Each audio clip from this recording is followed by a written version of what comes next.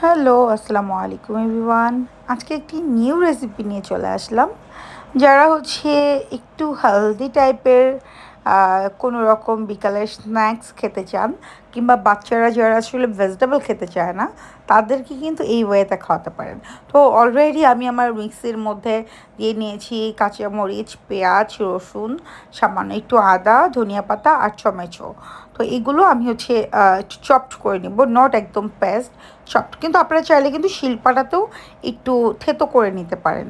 হ্যাঁ, তবে চপড করে নিলে মানে দেখতেও যেমন সুন্দর লাগে, মানে জিনিসটার টেক্সচারটা ভালো আসে। আর এটা ওয়ান কাইন্ড অফ ঝাল পিঠার মতো। দেখেন মিহি একটা চপড হয়ে গেল।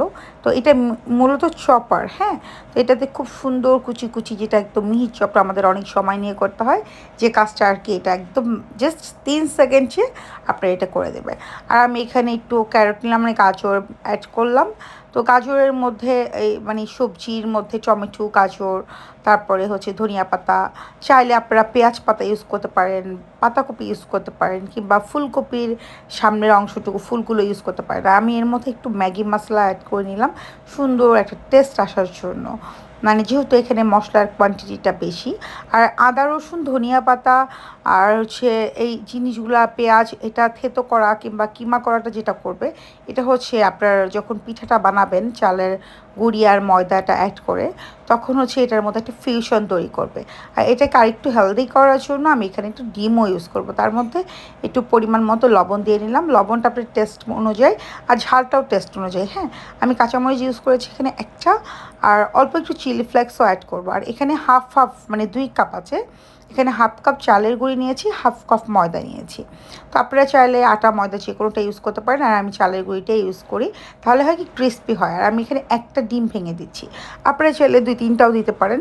তবে ডিম একটু বেশি দিলে হবে কি নরম হয়ে যায়, আবার ফুলে যায়, ভেঙে যায়। এই জন্য আমি একটাই দিচ্ছি। আর সামান্য পরিমাণ পানি দিয়ে এটাকে একটা সফট ব্যাটার তৈরি করব, না হার্ড না একদম বেশি সফট, একটু মিডিয়াম সফট একটা ব্যাটারি তৈরি হবে। তো আস্তে আস্তে এটাকে খুব সুন্দর করে আমরা মিক্স করে নিব, মানে ডিম, লবণ, হলুদ, ম্যাগি মশলা থেকে শুরু করে সব কিছু যেন ভালোভাবে মানে পেস্ট হয়ে যায়। যেহেতু আমি এখানে মানে আদা, রসুন, পেঁয়াজ, কাঁচামরিচ সব কিছু দিয়ে নিয়েছি, ধনিয়া পাতা, সো আমার এখানে এক্সট্রা করে অন্য কিছু দেওয়ার কোনো দরকার নাই।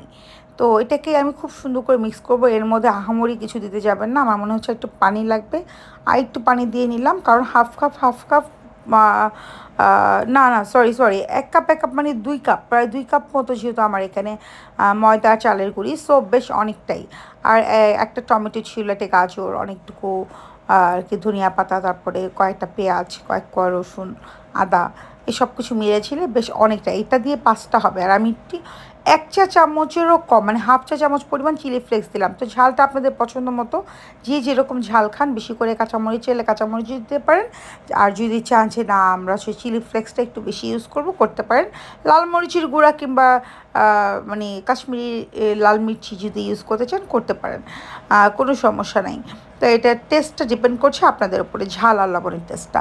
আর আমি এটাকে ফ্রাইং প্যানে করবো, তবে আপনাদের ঘরে যদি তাওয়া থাকে আপনারা তাওয়াতেও করতে পারেন। আমার কাছে ওরকম আসলে লোহার তাওয়া নাই, যেহেতু আমার হেল্পিং হ্যান্ড নাই, সো আমরা বেসিক্যালি একটু সিরামিক কোটিংয়ের মানে সেটগুলো ইউজ করি, যেন ধোয়াধুয়ি করতে সুবিধা হয়, এ আর কি শর্টকাট ওয়ে। আর এটা অল্প তেলেই আমরা একটু ভাজবো, আর পাতলা করে বিছিয়ে দেবো। আমি পাতলা করে বিছানো এটাকে আপনারা ঝাল পিঠা বলেন, চাপড়ি বলেন, আর হেলদি একটা বিকালের স্ন্যাক্স বলেন, যাই কিছু বলার বলতে পারেন। আপনাদের পছন্দ মতো এটার একটা নাম রেখে নেবেন, কোনো সমস্যা নাই। আবার এর মধ্যে চাইলে কিন্তু নুডলস সেদ্ধ করে দিয়ে ছোটো ছোটো করে পকোড়ার মতো করে ভেজে নেওয়া যায়। এইভাবেও কিন্তু আপনারা চাইলে একটু হুট করে যদি বাসায় কোনো গেস্ট চলে আসে, ওটা করেও কিন্তু দিতে পারেন, বিকালের নাস্তাতেও ভালো লাগবে। তবে আমি ভাজাভুজি খাই না, হঠাৎ করে আজকে একটু খেতে মন চাইলো তাই। তো এটা আমি একটু মিডিয়াম টু লো ফ্লেমে রেখে ভেজে নিচ্ছি, একটু সময় লাগে। আর যখনই ননস্টিকি প্যানে ভাজবেন তখন একটু সময় নিয়ে ভাজতে হবে। এই যে এরকম মিডিয়াম টু লো ফ্লেমে রেখে ভাজবো। আর আমরা তো সবসময় সাপ্লাই গ্যাস ইউজ টু, তো এই গ্যাসগুলোর তাপটা অনেক বেশি। তো যাই হোক, কমানোর পরেও এরকম তাপ থাকে, আবার এর চেয়ে বেশি কমাতে গেলে একদম অফই হয়ে যায়। তো আস্তেই করে আমি এটাকে উল্টে দিব। মোটামুটি এটা একটা বড় সাইজেরই ছিল, আর যেহেতু এখানে ডিম ছিল সো অনেক বেশি সফট, দ্যাটস ওয়াই ভেঙে যাওয়ার চান্সেস থাকতে পারে। আর ননস্টিকি প্যানে হচ্ছে কি তেলটা কখনোই টেনে নেয় না, তেলটা পাশ থেকে ছেড়ে দেয়, কুক করে তেলটা ছেড়ে দেয়, এটা একটা সুবিধা। তো চাইলে আপনারা কিন্তু একটা কিচেন টাওয়ালের উপর রেখে এটা তেলটাকে মুছে নিয়ে খেতে পারেন। তো এটা একটা হেলদি মানে ব্রেকফাস্ট বলেন কিংবা বিকালে চার সাথে নাস্তা বলেন হয়ে যেতে পারে, কিংবা যার বাচ্চারা সবজি খায় না চাইলে এর সাথে হচ্ছে কলিফ্লাওয়ার ইউজ করতে পারেন, ক্যাবেজ ইউজ করতে পারেন, যে কোনো সবজি আপনারা চাইলে, কিংবা পেঁয়াজের পাতা ইদানিং বের হয়েছে, যারা আবার শলিয়া পাতা খান, মানে যেটাকে আমাদের শিয়ালগঞ্জে ভাষায় বলে শৈলা পাতা, তো শৈলা পাতা দিলেও কিন্তু এটার একটা সুন্দর স্মেল আসে। তারপরে আমি এখানে ধনিয়া পাতা ইউজ করেছি, তো এটাও ভালো লাগে, খারাপ লাগে না। তো আমার বাচ্চা তো খুবই পছন্দ করেছে। আমি টোটালি কোনো রকম পুরি বলেন, সিঙ্গারা বলেন, কোনো রকম পেঁয়াজি বলেন, কোনো রকম ভাজা ভুষি খাচ্ছি না, বার্গার বলেন, এগুলো কোনো কিচ্ছু খাচ্ছি না। চোখের সামনে হাজার দেখলেও আর ক্রেভিং হয় না এগুলো খাওয়ার। মানে দুধ চাটা এত পছন্দ ছিল সেটাও খাই না, ক্যাপুচিনো খুবই পছন্দ ছিল সেটাও খাই না, খাই হচ্ছে রং চা, টারমারিক টি, ব্ল্যাক টি, তুলসী টি, এইগুলো হচ্ছে খাই, তাও সুগার ফ্রি খাওয়ার ট্রাই করি। আর হচ্ছে ব্ল্যাক কফি। এই তো মাঝে মধ্যে বাইরে গেলে কোনো রেস্টুরেন্টে বসলে যখন খুব বেশি বোর কিংবা মাথা ধরে গেছে কিছু খেতে মন চাচ্ছে, সেক্ষেত্রে হয়তো একটা ক্যাপুচিনো খাই। তো এই রেসিপিটা কিন্তু আপনারা আপনাদের পছন্দ মতো যে কোনো সবজি দিয়ে করতে পারেন, তবে সবজিগুলোকে অবশ্যই করে মিহিকুচি করে নেবেন। আর মশলা, ঝাল, লবণ এইটা টোটালটাই ডিপেন্ড করছে আপনার টেস্টের উপরে। তবে লো মানে ইয়েতে কী বলে ফ্লেমে তৈরি করবেন, যেহেতু এখানে কাঁচা সবজি দেওয়া আছে, সো এটা যেন প্রপারলি কুক হয়। আমি সব রান্নাতেই প্রপার কুক করতে পছন্দ করি, কারণ আমার কাছে একদম বেশি কাঁচা কাঁচা জিনিস পছন্দ হয় না। যদিও সবজিটা একটু কাঁচা কাঁচাই খায়, তারপরেও আমার কাছে যে কোনো জিনিস, যেহেতু এখানে ডিম আছে, আমার একটু খুঁতখুঁতে স্বভাব আছে, আমি সব কিছু একদম ওয়েল কুক করে খেতেই পছন্দ করি সব সময়ের জন্য। সেটা তো রেড মিট তো মাস্ট হ্যাভ, রেড মিটের তো একটা মানে টেম্পারেচারই আছে, এতটুকু টেম্পারেচার না তৈরি করলে এটার হচ্ছে থাকে না, কি বলে, ব্যাকটেরিয়া যায় না। এছাড়াও ডিমটাও অনেকেই দেখি নরম পোচ খায়, আমি এটা খেতে পারি না।